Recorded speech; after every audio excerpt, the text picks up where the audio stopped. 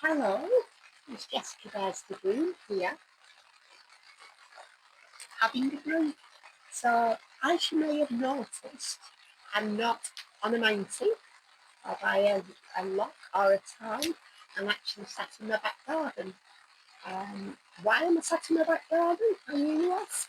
Well, because DHL should have delivered something to my house on Monday, and they haven't. They haven't delivered it. Well, they actually delivered it to a place where they shouldn't have done, which was firstly my house. They should have delivered it to a service point. The day after, sent me a message in the morning saying they're delivering it to a service point that wasn't the service point that I designated, but hey, it was a service point and I could go and get it. And then midway through the day, I get a photograph of my front door where they tried to deliver it at my front door again. Anyway, I eventually get it to go to the correct service point, and what happens? They haven't sent me a code, so I can't get it. So they're currently holding my kit hostage. So, I mean, but the thing is, this isn't just about a parcel.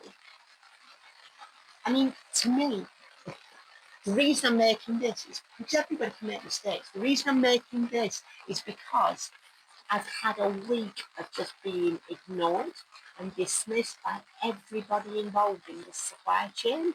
I mean, DHL themselves haven't even responded to me, which is outrageous. But DJI, who initially started being really good, but look, DJI, you are the client. You've instructed a courier to deliver it to my house. They have failed abysmally. Now, the thing is, I'm not wealthy, but I saved up to treat myself to get this kit, to make my YouTube channel quality just a tad better. A YouTube channel that I started on the back of me having leukemia and then being told by many people that what I did was quite inspirational. So I made it about inspiring, hopefully, people who are in similar situations of adversity. Now, they aren't going to be impressed with me being sat in my back garden in the rain under a makeshift tarp, are they?